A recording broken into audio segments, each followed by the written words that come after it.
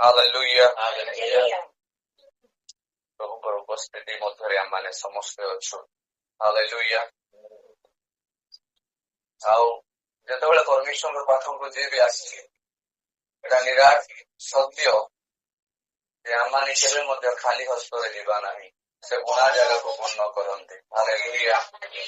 ସେ କୌଣସି ବିଷୟରେ ଆପଣଙ୍କୁ ଆଉ ମତେ ବୁଣାରେ ରଖିବେ ନାହିଁ, ମାନେ ଅଭାବରେ ରଖିବେ ନାହିଁ। ଯଦି ବୁଣା ଅଛି ସେ ପୁରାପୁରି ଭାବରେ ସେ ପୂର୍ଣ୍ଣ କରିବେ। ହାଲେଲୁୟା। ଏ ବର୍ଷରେ ପରମେଶ୍ୱର ଗୋଟେ କଥା କହୁଥିଲେ ତାଙ୍କର ଆତ୍ମା ଦ୍ୱାରା ଯେ ଆମମାନେ ଯେତେ ବାକ୍ୟର ନିକଟବର୍ତ୍ତୀ ହେବା ଆମେ ସେତେ ଯୀଶୁଙ୍କର ନିକଟବର୍ତ୍ତୀ ହେବା। ହାଲେଲୁୟା। ଯେତେ ଆମେ ବାକ୍ୟର ନିକଟବର୍ତ୍ତୀ ହେବା ଆମେ ସେତେ ଯୀଶୁଙ୍କର ନିକଟବର୍ତ୍ତୀ ହେବା।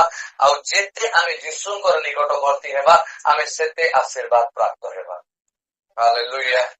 ମାନେ ଜାନୁଆରୀ 1 ତାରିଖରେ ଯେତେବେଳେ ମୁଁ ନୂଆ ବର୍ଷର ପ୍ରଥମ ଦିନରେ ହୀରାକୁଦରେ ପ୍ରଚାର କରୁଥିଲି, ସେ ସମୟରେ ପରମେଶ୍ୱର ଯେତେବେଳେ ମୁଁ ନିଜକୁ ପ୍ରସ୍ତୁତ କରିବା ପାଇଁ ପ୍ରାର୍ଥନା କରୁଥିଲି, ପ୍ରଭୁ ମତେ ଗୋଟେ ବାକ୍ୟ ଦେଲେ କି ଏଇ ବର୍ଷରେ ଯେଉଁମାନେ ବାକ୍ୟର ନିକଟବର୍ତ୍ତୀ ହେବେ ସେମାନେ ଯୀଶୁଙ୍କର ନିକଟବର୍ତ୍ତୀ ହେବେ ଏବଂ ଯୀଶୁଙ୍କର ନିକଟବର୍ତ୍ତୀ ଯେଉଁମାନେ ହୁଅନ୍ତି ସେମାନେ ଆଶୀର୍ବାଦ ପ୍ରାପ୍ତ ହେବେ।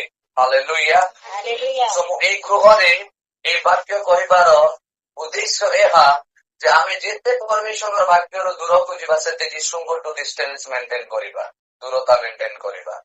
ଏବଂ ଯେତେ ଆମେ ଯୀଶୁଙ୍କଠୁ ଦୂରକୁ ଯିବା ଆମମାନଙ୍କୁ ଦେଖାଯାଉଥିବ ଆଶୀର୍ବାଦ, କିନ୍ତୁ ଆମେ ଆଶୀର୍ବାଦ ପାଇପାରୁନଥିବା।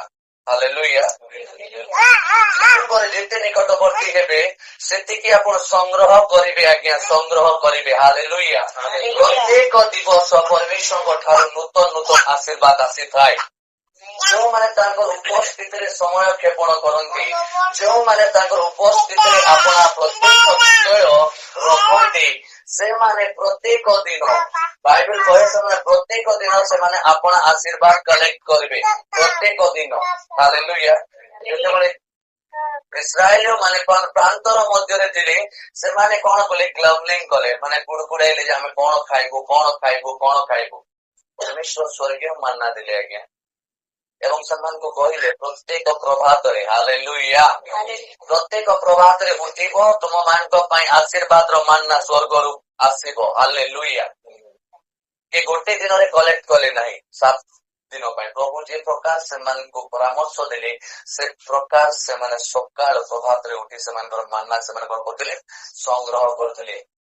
ଗୃହର ଜଣେ ଯଦି ପ୍ରଭୁଙ୍କର ବାକ୍ୟ ସଂଗ୍ରହ କରିବେ ପ୍ରତ୍ୟେକ ଆଶୀର୍ବାଦ ଦେବେ। ହାଲେଲୁୟା।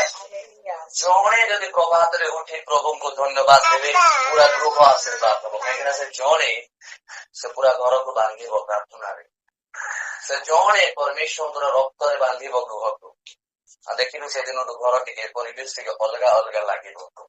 ହାଲେଲୁୟା। ଯେଉଁମାନେ ଯୀଶୁଙ୍କ ପାଖକୁ ଆସନ୍ତି ସେମାନେ କେବେ ମଧ୍ୟ ଖାଲି ହସ୍ତରେ ଯାଆନ୍ତି ନାହିଁ। ହାଲେଲୁୟା। ଆଜି ଯେତେବେଳେ ଆମମାନେ ଏଇ ଜାଗାରେ ଅଛୁ, ଗୋଟେ କାଲ୍ପନିକ ଷ୍ଟୋରି କହିବାକୁ ଚାହେଁ। ଗୋଟେ ସମୟ ଗୋଟେ ଥିଲା, କାଲ୍ପନିକ ସତ୍ୟ ନୁହଁ। ଗୋଟେ ସମୟ ଥିଲା ଗୋଟେ ପାଷ୍ଟର ଆଜ୍ଞା, ସେ ବହୁତ ପାୱାରଫୁଲ, ସେ ବହୁତ ସୁନ୍ଦର ଭାବରେ ପ୍ରଚାର କରନ୍ତି ଏବଂ ତାଙ୍କର ଚର୍ଚ୍ଚରେ ବହୁତ ଲୋକ ଅଛନ୍ତି, ବହୁତ ଲୋକ, ଅସଂଖ୍ୟ ଲୋକ ତାଙ୍କର ଚର୍ଚ୍ଚରେ ଯୋଗଦାନ ଦଉଥିଲେ। ସେ ସବୁବେଳେ ଗୋଟେ ବିଷୟକୁ ପ୍ରଚାର କରୁଥିଲେ, ଯୀଶୁ ହିଁ ସବୁ କିଛି ଅଟନ୍ତି। ହାଲେଲୁୟା। ଆଉ ସେ ଯୀଶୁ ହିଁ ସବୁ କିଛି ଅଟନ୍ତି ବୋଲି ସେତେବେଳେ ପ୍ରଚାର କରୁଥିଲେ। ଲୋକେ ଏ ପ୍ରକାର ଭାବରେ ତାଙ୍କର ଚର୍ଚ୍ଚକୁ ଆସୁଥିଲେ। ଲୋକେ ଏ ପ୍ରକାର ଭାବରେ ତାଙ୍କର ଚର୍ଚ୍ଚର ମାନେ ଜାଗା ହଉନଥିଲା ଲୋକେ ବସିବା ପାଇଁ। ଗୋଟେ ଦିନ ଏମିତି ହେଲା, ତାଙ୍କର ଝିଅ ଗୋଟେ ଜାଗାକୁ ସେମାନେ ଆରାଧନା କରିବାକୁ ଯାଇ ଅଛନ୍ତି ଆଉ ସ୍କୁଟି ନେଇକି ଯାଇଛନ୍ତି। କିନ୍ତୁ ଦୁର୍ଭାଗ୍ୟବଶତଃ ସେମାନେ 4 ଫ୍ରେଣ୍ଡ ଅଛନ୍ତି। ଆସିଲା ବେଳେ ସେମାନଙ୍କୁ 4 ଜଣଙ୍କୁ ଆସିବାକୁ ଅଛି ଆଉ ରାସ୍ତାରେ ଅଟୋ ମିଳୁନାହିଁ। ତ ତାଙ୍କର ଝିଅ କଣ କରିଛି, 4 ଜଣଙ୍କୁ ସ୍କୁଟିରେ ବସେଇକି ଘରକୁ ପହଞ୍ଚେଇଛି। ସଡନଲି ତାଙ୍କର ବାପାଙ୍କୁ ଗୋଟେ ନୋଟିସ ଆସିଲା ଯେ ଆପଣଙ୍କ ସ୍କୁଟିରେ 6,000 ଟଙ୍କା ଫାଇନ ପଡିଛି। ସୋ ବିଫୋର ତାଙ୍କର ବାପା ତାଙ୍କୁ ଏପ୍ରୋଚ କରିବା ପୂର୍ବରୁ, ମାନେ ବାପା ତାଙ୍କର ଝିଅକୁ କହିବା ପୂର୍ବରୁ ତାଙ୍କ ବାପାଙ୍କ ପାଖକୁ ସେ ନିଜେ ଯାଇଛନ୍ତି। ବାପା ଗୋଟେ ଭୁଲ ହେଇଯାଇଛି। ଆଉ ଆସିବା ସମୟରେ ଆମେ ଆରାଧନା କରିବା ପାଇଁ ଯାଇଥିଲୁ ଆସିବା ସମୟରେ କୌଣସି ପ୍ରକାର ଆମକୁ ଅଟୋ ମିଳିଲାନି, କୌଣସି ଗାଡି ମିଳିଲାନି। ଆମେ 4 ଜଣ ଗାଡିରେ ପଳେଇ ଆସିଛୁ। ତାଙ୍କ ବାପା କହିଲେ ନଦୀ ସାଇଡରେ ଜି ଆଉ 6,000 ଟଙ୍କା ବାହାଘର କରବା। ଆଉ ସେନେ ଲେଖା ଯାଇଛି ଯେ ଟ୍ରାଫିକ ର ନିୟମ ଭଙ୍ଗା ଯାଇଛି। ଟ୍ରିପଲ ରାଇଡିଂ ନେଇ 4 ଲୋକ ବସିଛ।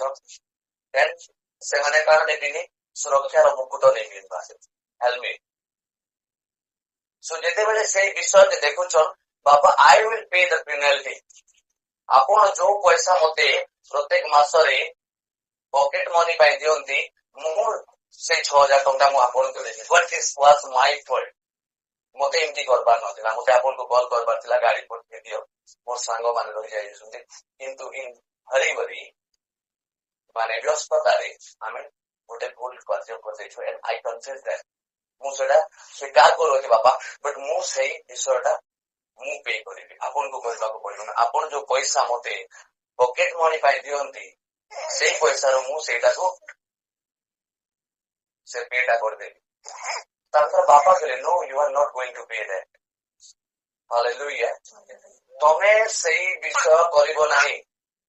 ମୁଇଁ କହିବାର ଆଗରୁ ତୁଇ ମୋର ଦିକେ ଆଇଲୁ ଏଣ୍ଡ ତୁଇ ଯେ ଖରାପ ବିଷୟ ବା ରଙ୍ଗ ବିଷୟ କଲୁ, ତୁଇ ସେଟାକେ एक्सेप्ट କଲୁ ଏଣ୍ଡ ତୁଇ ସେଟାକେ କନଫେସ୍ କଲୁ and it was please me alone। ସେଟା ମତେ ସନ୍ତୁଷ୍ଟ ଦେଲା ଯେ ମୋର ଯେ ଭୁଲ କଲା, କିନ୍ତୁ ଭୁଲ ମୁଇଁ ତାକେ କହିବାର ପୂର୍ବରୁ ସେ ମୋର ନିକେ ଆଇଲା କହିଲା ଯେ ବାପା ମୁଇଁ ସ୍ୱୀକାର କରୁଛେ ମୋର ଦ୍ୱାରା ଭୁଲ ହେଇଛି। So I am giving you the grace। ତୋର ପାଖେ ଯେ 6,000 ଅଛି, ସେ 6,000 ତୋର ପାଖେ ରଖିଥା, ମୁଇଁ ପେ କରନି। ବଟ୍ ତାର ସାଙ୍ଗେ ମୁଁ ତତେ ଅନୁଗ୍ରହ ଦଉଛି। ହାଲେଲୁୟା। ଯଦି ଗୋଟେ ପାଷ୍ଟରର ଝିଅ ଯେତେବେଳେ ଗୋଟେ ଛୋଟ ଭୁଲଟେ କରିଛେ ଏଣ୍ଡ ସେ ଭୁଲକେ ସେ କନଫେସ୍ କରୁଛେ ଏଣ୍ଡ ଯେତେବେଳେ ସେ କହୁଛେ ଯେ ମନେ ଅଛି ମୁଇଁ ଦେଇଦେବି, ସେତେବେଳେ ପିତା କହୁଛନ୍ତି ସ୍ୱୀକାର କରୁ, ସେଟା ମୋ ଲାଗି ଯଥେଷ୍ଟ ଆଏ। ହାଲେଲୁୟା। ଆଉ ଯେତେବେଳେ ସେ ସ୍ୱୀକାର କରିଛେ, ସେ ବାପା କହୁଛନ୍ ମୁଇଁ ଦେମି, ମୁଇଁ ତତେ ଗ୍ରେସ୍ ବି ଦେମି। ଗ୍ରେସ୍ ର ଅର୍ଥ ତୁଇ ସତ କଥା କହିଲୁ, ସେଥିଲାଗି ମୁଇଁ ଆହୁରି ତତେ ଦେମି। ହାଲେଲୁୟା। ଆଜି ଯଦି ଗୋଟେ ସାଂସାରିକ ପିତା ଏତିକି ଚିନ୍ତା କରିପାରୁଛେ, ଯଦି ଆମେ ସ୍ୱୀକାର କର୍ମା ପରମେଶ୍ୱରଙ୍କର ସାମ୍ନାରେ ଯେ ମୋର ଭୁଲ ଏଇଟା, ସେ କେତେ ଆମକେ ନେଇଦେବେ। ହାଲେଲୁୟା। ପ୍ରଭୁ ଆମର ଦୁର୍ବଳତାରେ ତାଙ୍କର ଗ୍ରେସ୍ କେ ଦେଇକରି ଆମକେ ସାମର୍ଥ୍ୟ ଦେସନ୍।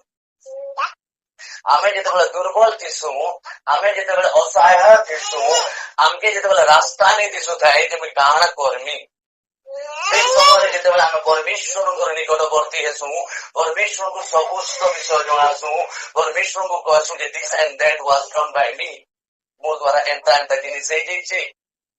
ପ୍ରଭୁ ମୁଁ ଏଇ ବ୍ୟକ୍ତି ପାଖେ କାହାକେ ଯିମି, ପ୍ରଭୁ ମୁଁ ସେ ବ୍ୟକ୍ତି ପାଖେ କାହାକୁ ଯିମି, ମୁଁ ତମକେ ଜାଣିଛେ ତୁମେ ମୋ ଲାଗି ରାସ୍ତା ଖୋଲି ପାରବ। ଆଜି ବି ଉପସାଗରକେ ପରମେଶ୍ୱର 2 ଭାଗ କରିପାରିବେ। ଆଜି ବି ରାସ୍ତା ନେଇଥିଲା ଜାଗାରେ ଯୀଶୁ ରାସ୍ତା ବନେଇ ପାରବେ। ଆମେ କାଣା କରଛୁ, ଆମର ଭୁଲ ଯେତେବେଳେ ସେ ଆମେ ଭାବଛୁ ଯେ ଯୀଶୁ ପାଖକେ ଗଲେ ମୋର ପ୍ରକାଶ ହେଇଯିବା ମୋର ଭୁଲର। ନାଇଁ, ଯୀଶୁ ସବୁବେଳେ ତାଙ୍କର ବାକ୍ୟରେ କହିଛନ୍ତି ପ୍ରେମ ଅନେକ ପାପ ଆଚ୍ଛାଦନ କରେ। ମାନେ ଯୀଶୁଙ୍କର ପାଖକେ ଗଲେ ଆମର ପାପ ଆଚ୍ଛାଦନ ସେ କରସନ୍। ସେ ଜାଣୁଛନ୍ ଯେ ଇ ଆଇଛେ ଆଜି କନଫେସ୍ କରବାର ଲାଗି, আর মুই মোর অনুগ্রহে তার পাপকে আচ্ছাদন করবি। মোর অনুগ্রহ দেই করে মুই সদাকে ফির সে ଗୋଟେ ଅଦ୍ଭୁତ ପ୍ରକାରର ମନୁଷ୍ୟ ବନାମି। ହାଲେଲୁୟା। ପାଉଲ ଯେତେବେଳେ ଦ୍ୱିତୀୟ କରନ୍ଥୀୟ ଲେଖୁଛନ୍, ଦ୍ୱିତୀୟ କରନ୍ଥୀୟର 11 ଅଧ୍ୟାୟ ଯେତେବେଳେ ପଢୁଛୁ, ପାଉଲ ଗୋଟେ କଷ୍ଟରେ ଅଛନ୍। କଷ୍ଟରେ କାହିଁକି ଅଛନ୍? ପାଉଲ ଏତେ ଚେଷ୍ଟା କରି ଫ୍ରିଲି ପରମେଶ୍ୱରଙ୍କ ସମାଚାର ପ୍ରଚାର କରୁଛନ୍।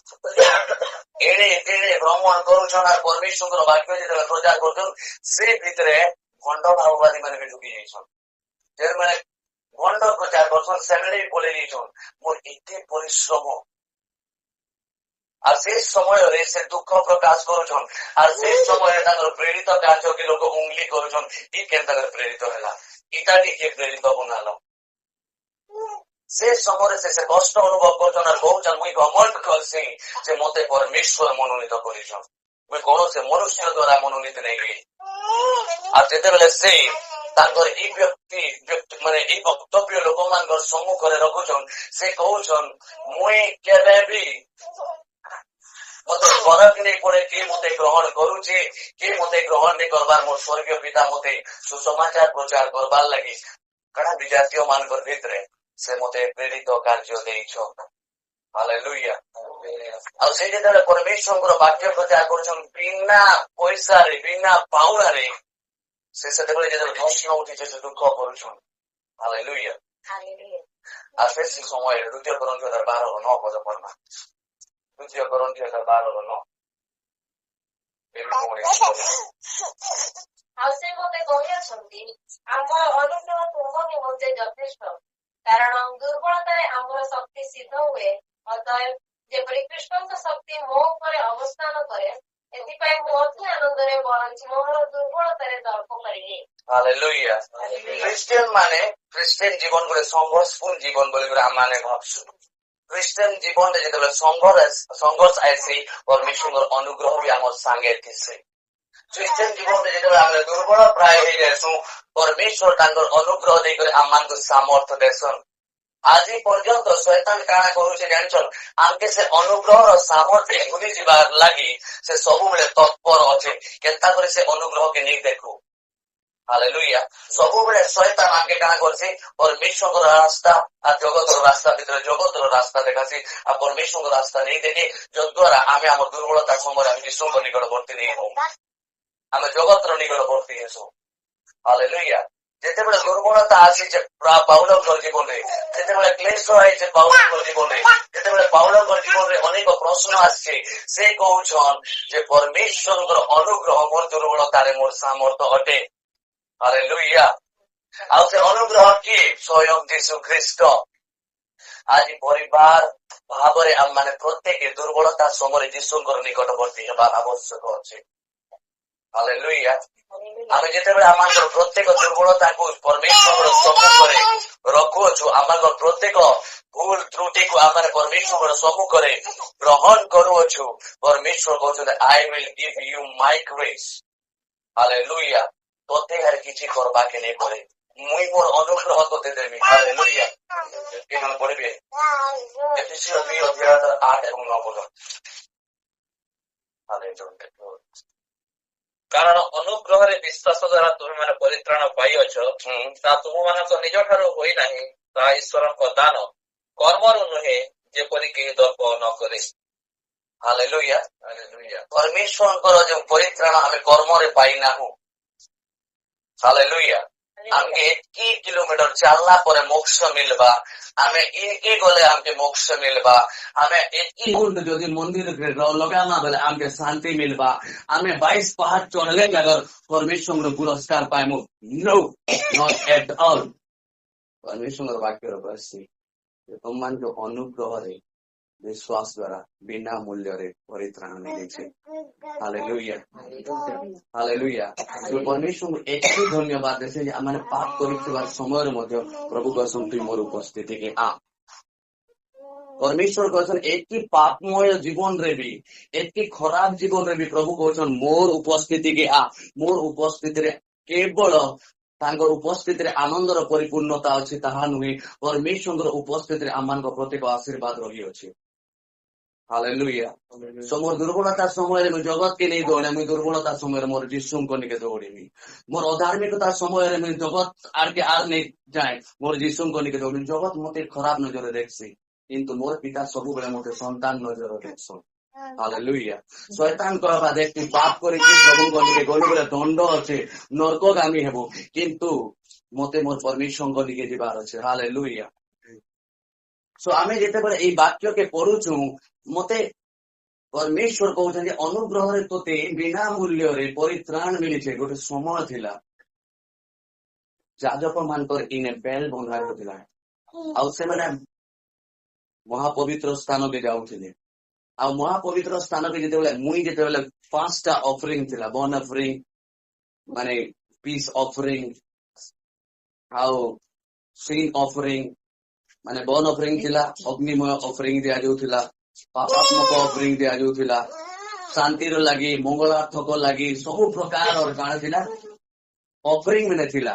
बलिदान बट मुई बलिदान नहीं दौथाई जने मोर बलिदान नहीं कर प्रभुंकर पीढ़ी रखुला मते जबार अच्छे ना मुई पाप कर मुई जिमी किंतु जाजक मैंने कहा बोले जे पवित्र अच्छे से ही दे पारबा परमेश्वर पवित्र पीठ के आते ये गोटे बेल बंधा जाऊला जिते तक बेल बाजुला से समय पर्यंत से मैंने जानूले ना ये पवित्र व्यक्ति आए ये पवित्र व्यक्ति आए अरे ये भी जाऊे मोर लगे प्रार्थना कर मोर पाप प्रक्षालन होगा हालेलुया से पाप लगी लोक मैंने बड़ बड़ होते लोक मैंने गोटे जाजक एत निर्भरशील थे माने जाजक निष्कलंक होइतबार कथा तार भितरे पाप नहीं थिबार कथा से पवित्र होइतबार कथा से अनिंदनीय होइतबार कथा हालेलुया आ से जेतेबेले ठिंग ठिंग बाजुचे आमे जानूछु जे हमर पाप क्षमा होउछे किंतु परमेश्वर आज आमे एते पाप रे थिले भी प्रभु कहे मुई जीशु रु थरे दे रहउछु तुमे सब दिन लागि मोर उपस्थिति आसो हालेलुया सो गोटे समय थिला जे आमे जदि अधर्मी आमे जदि अपवित्र आममानकर भितरे जदि पाप अच्छे आमे से पवित्र स्थान के नहीं जी पारो से पवित्र स्थान एते भयंकर थिला प्रभुंकर महिमा एते भयंकर थिला जे जे पापी थिला से भस्म होई गेउतला इवन जाजक माने किंतु हालेलुया समस्त बड़ मेल्किजेदेक जाजक भी बड़ जाजक महाजाजक जीशुंकु मेष तुल्य पिता कौन कले बलिदान देले जो द्वारा पापी हो अधर्मी हो जे प्रकार परिस्थिति हो से माने थरे जीशुंकर उपस्थिति को आसिले से माने आत्मारे धैर्य रखेबे हालेलुया समस्ते बार बार चांस नहीं दियो लेकिन जीशु सबु बेले सबु समय समस्त सुजोग अच्छे मनुष्य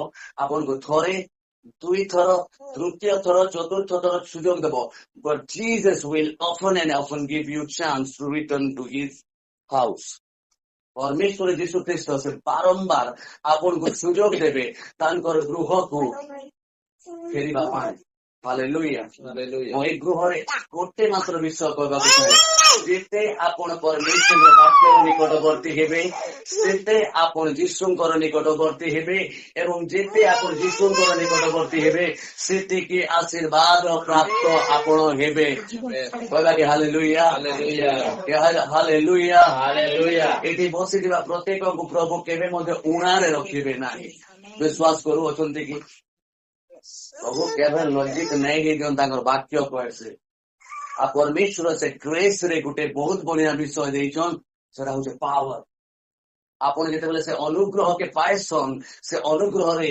परमेश्वर काना करसन hallelujah God say your grace is sufficient for you परमेश्वर अनुग्रह मो निमंते यथेष्ट अटे और जो मैंने से अनुग्रह पाई अच्छी से प्रत्येक अभाव रे से आशीर्वाद को देखिए हालेलुया आमे अभाव रे काना करसो चिंता रे पड़ी जायसो जेतेबेले अभाव आसी जेतेबेले समस्या आसी हमर चिंता आहुरी बढ़ी जायसी जेतेबेले हमर घरे परमेश्वर माने कोनोसी विषय देखा नहीं जाए सेतेबेले आमे चिंता रे रहसो किंतु परमेश्वर वाक्य कहैसे your grace is sufficient for me तमर अनुग्रह मोर लागि यथेष्ट अभाव रे आमे आशीर्वाद के देखसु और सेटा से विश्वास आंगे सेटा से अदृश्य विषय हालेलुया जीशु सबुले आमार संगे अछन पवित्र आत्मा सहायकारी अछन किंतु जीशु अदृश्य भाव रे सबु बेले तांकर संतान मानकर जीवन रे कार्य करूछन आसो हमरा समस्त आमार सब बंद करबा this is the time to declare blessing यह एक प्रकार एक समय अच्छे आपन जीवार परमेश्वर अधिकार नहीं अच्छन आपन निजर जीवन निमंते आशीर्वाद घोषणा करंतु आदि ठारू नकारात्मक विषय कहवा बंद करंतु देखंतु यीशुଙ୍କ नामରେ ଆପଣ ଯାହା କିଛି ବି ଡିକ୍ଲେୟାର କରୁଅଛନ୍ତି ବିଶ୍ୱାସର ସହିତ ତାହା ହିଁ ଯୀଶୁଙ୍କ ନାମରେ ହେବ ଆସ ଆମେ ପ୍ରାର୍ଥନା କରିବା ସମସ୍ତେ ଏବଂ ବିଶେଷ ଏହି ପରିବାରରେ ଆଶୀର୍ବାଦ ଘୋଷଣା କରିବା अभिशाप जीशु को आड़ नुहे अंधकार कार्य जीशु को आड़ नुहे शैतान जहा जहा योजना करी से समस्त योजना कैंसल करू କରୁଅଛୁ ଯୀଶୁଙ୍କ ନାମରେ। ଏଇ ଗୃହରେ ଆଲୌକିକ କାର୍ଯ୍ୟ ହେଉ ଯୀଶୁଙ୍କ ନାମରେ। ଏଇ ଗୃହରେ ପବିତ୍ର ଆତ୍ମାଙ୍କର କାର୍ଯ୍ୟ ହେଉ ଯୀଶୁଙ୍କ ନାମରେ। ଏଇ ଗୃହର ଚତୁର୍ପାର୍ଶ୍ୱରେ ପରମେଶ୍ୱରଙ୍କ ମହିମା ଭ୍ରମଣ କରୁ ଯୀଶୁଙ୍କ ନାମରେ। ପ୍ରଭୁ ଆମେ ଧନ୍ୟବାଦ ଦଉଅଛୁ, ତୁମର ପୂଜା ପ୍ରଶଂସା କରୁଅଛୁ ଏ ସମୟ ପାଇଁ, ତୁମର ପବିତ୍ର ଉପସ୍ଥିତି ପାଇଁ ଆମେ ଧନ୍ୟବାଦ ଦଉଛୁ ରାଜା। ଏ ଗୃହରେ କୌଣସି ବିଷୟର ଅଭାବ ନ ହେଉ,